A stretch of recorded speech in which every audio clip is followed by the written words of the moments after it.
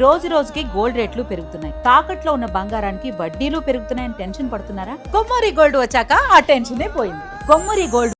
బెంగళూరులో ఒక దారుణమైన ఘటన జరిగింది. లివ్ ఇన్ రిలేషన్షిప్ కి అడ్డు వస్తున్నారని చెప్పి ఫ్యామిలీ మొత్తాన్ని లేపేసింది ఒక అమ్మాయి.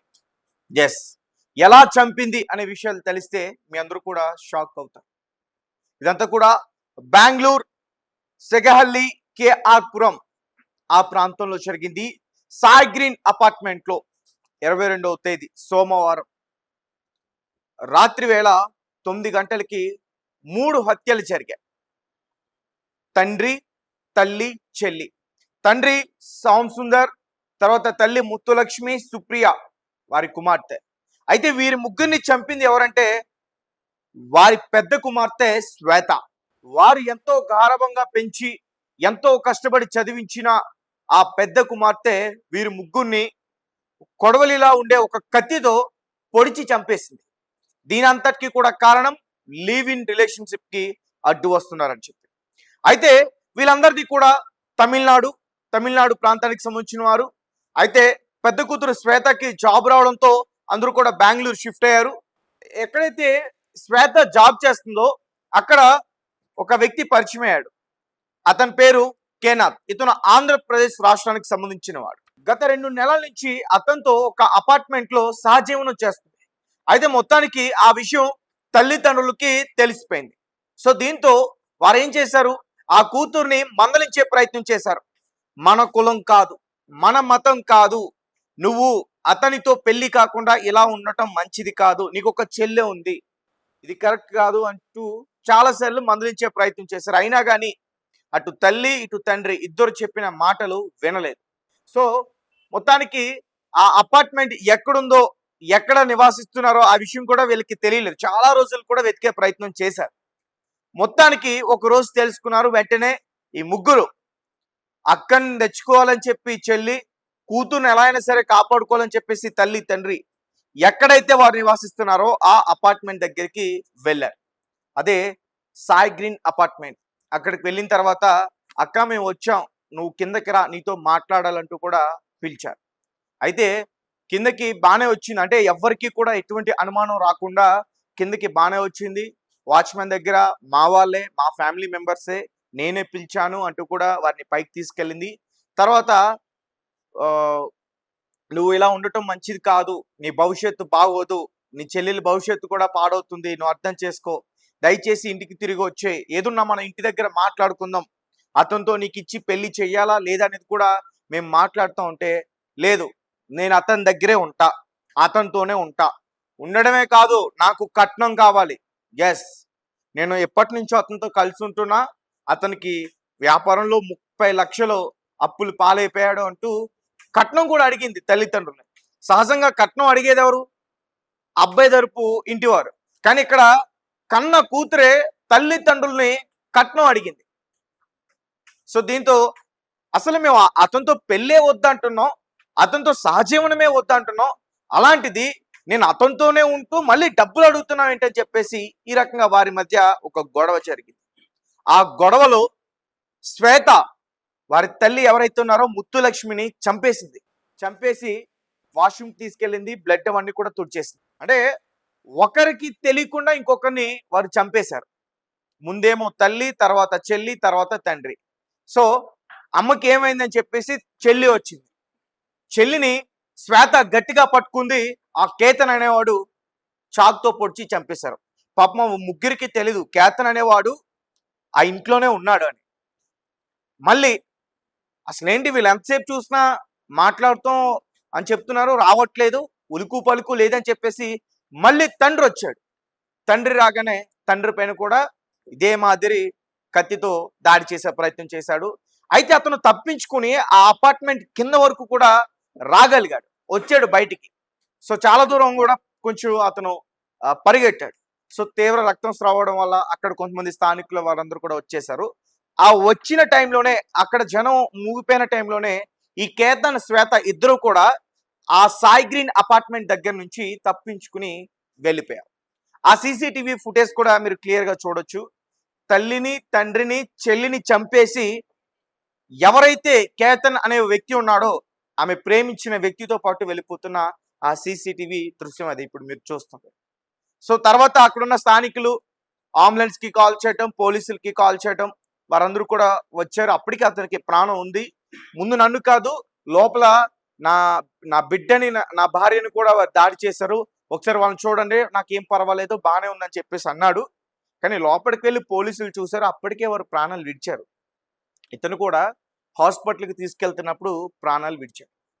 ఇది రీసెంట్గా బెంగళూరులో జరిగిన దారుణమైన ఘటన, ట్రిపుల్ మర్డర్.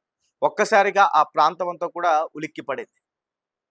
సో ఇప్పటివరకు వాళ్ళిద్దరిని అయితే పట్టుకోలేదు, ఇద్దరు కూడా పారిపోయారు. అయితే వారికి సంబంధించిన ఒక పర్సన్ని పోలీసులు అదుపులోకి తీసుకున్నారు.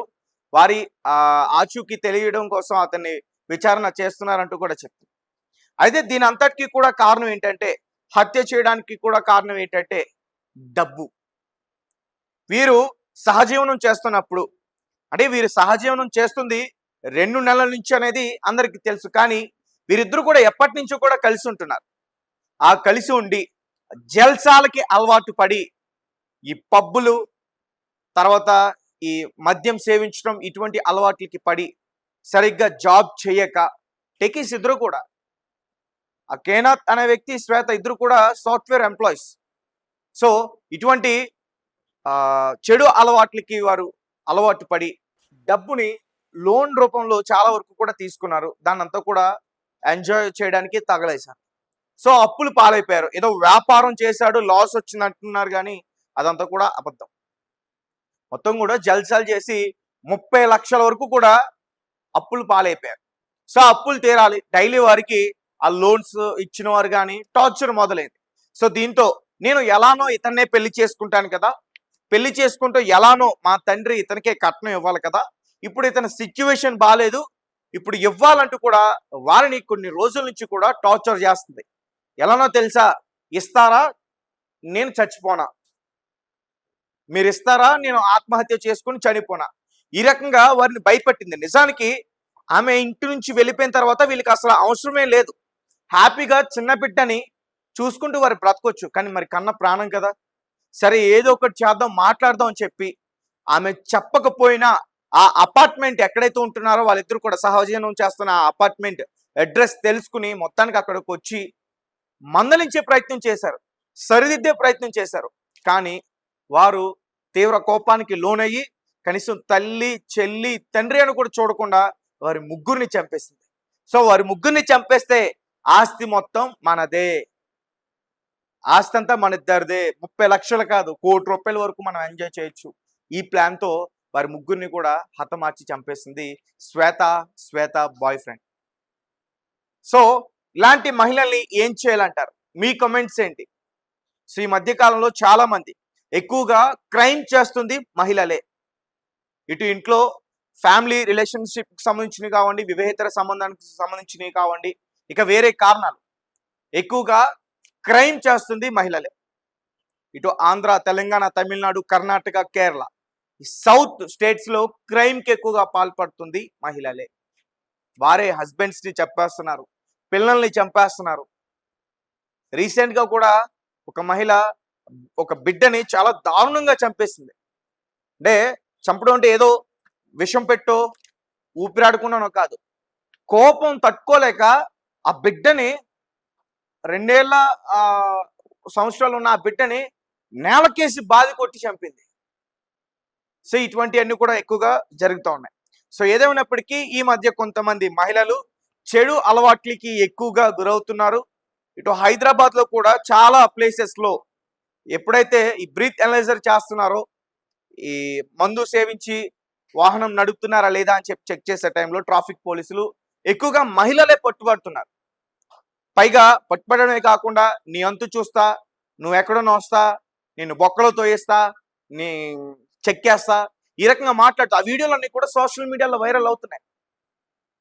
తర్వాత రోజు ఆ వీడియోలు వచ్చిన తర్వాత ఆ వీడియోని ఎవరైతే పోస్ట్ చేస్తారో ఆ ఛానల్స్ కి ఫోన్ చేసి బ్రతిమలాడుకుంటారు, దయచేసి డిలీట్ చేయండి, అప్పుడు నాకు ఏం తెలియలేదు, తెలియక చేసేసాను, నా లైఫ్ ఏమైపోతుంది, ఇలా మాట్లాడుతుంది. సో ఇదంతా కూడా ఎందుకు చెప్తున్నానంటే, చూడండి, జల్సాలకి అలవాటు పడి కన్న బంధాన్ని మర్చిపోతున్నారు చాలా మంది. కేవలం మహిళలే కాదు, కొంతమంది అబ్బాయిలు కూడా ఉన్నారు, తల్లిని కూడా చంపేస్తున్నారు. సో ఇలా జల్సాలకి అలవాటు పడి, ఈ మత్తు పదార్థాలకి అలవాటు పడి, డబ్బు కోసం ఏదో ఒకటి చేయాలి, చంపైనా సరే డబ్బు తీసుకోవాలి అని చెప్పి కన్న తల్లిదండ్రుల్ని, తోబుట్టువులను కూడా చంపేస్తున్న పరిస్థితి. ఇప్పటివరకైతే వీరి ఆచూకీ ఇంకా లభించలేదు, ఇంకా పోలీసులు అయితే వెతుకుతా ఉన్న పరిస్థితి. ఏదైనప్పటికీ ఇది చాలా చాలా దారుణమైన ఘటన. కేవలం డబ్బు కోసమే ఎవరైతే ప్రేమిస్తున్నారో ఆ వ్యక్తిని వద్దన్నందుకే ఈ శ్వేత తల్లి, తండ్రి, చెల్లిని అత్యంత దారుణంగా చంపేశారు.